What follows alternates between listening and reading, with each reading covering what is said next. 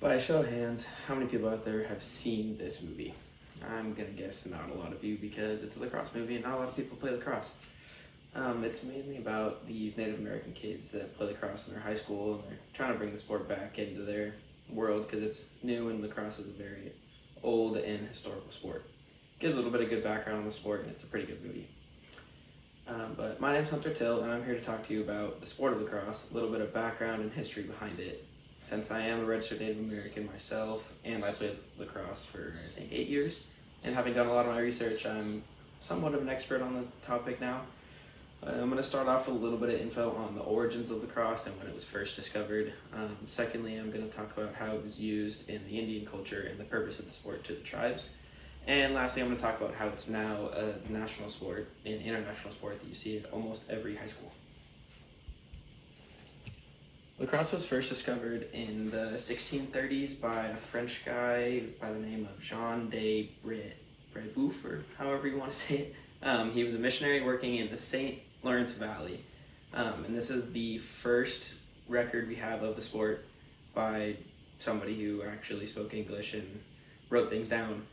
But there's no telling when it was actually first created. The only way to know that is by tracing it through tribes, and there might be records and documents that could say that, but as of now, I don't know what that date is.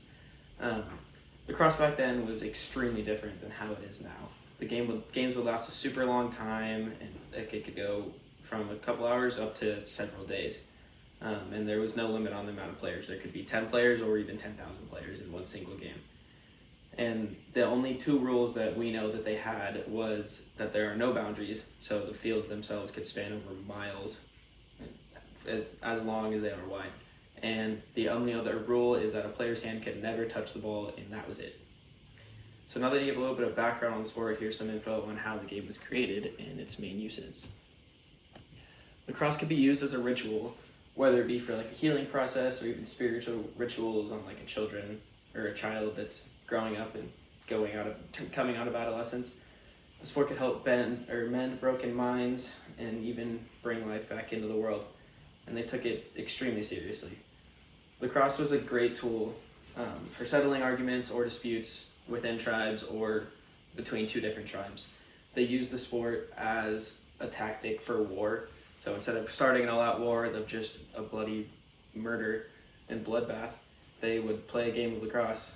And even though it's still going to be very violent and people could die in the game, which happened a lot because there obviously was no rules, it was a better way of settling that dispute or war because it made it more fair, and it was honestly based off of the skill of either tribe and who was better at the sport itself.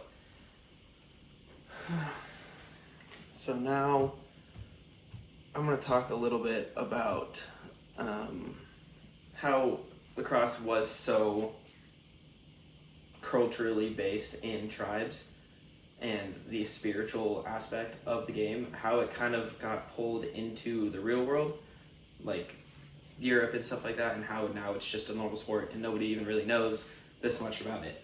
So lacrosse, after it was founded, a lot of people that heard about it brought it back to their countries, and it was adopted by a lot of different nations, and it just kind of took off. Even it still is today. Canada was one of the first to bring it back into their culture and change the game to their own. Canadian dentist Dr. William George Beers was responsible for finding the game, or not finding the game. He founded a club in Montreal called the Montreal Lacrosse Club in 1856, and this was the first official club to be created. And this same guy, around a decade later, made his own rules and kind of created the game that we know today. So he changed the amount of players, the type of ball, the time, and the time lapse of the game. So it kind of created a basis on how the game is today. So to wrap up, lacrosse is a very cultural based sport. Whether or not it's played for that reason anymore, the history behind it really showed how it was used to settle disputes and shape the lives of individuals, and it was truly amazing. The sport was created a long time ago to help tribes bond with each other and to help with other tribes. And it grew and grew and was accepted by many nations and played across the world, and it still is today, and it's one of the fastest growing sports in a lot of countries. Thank you.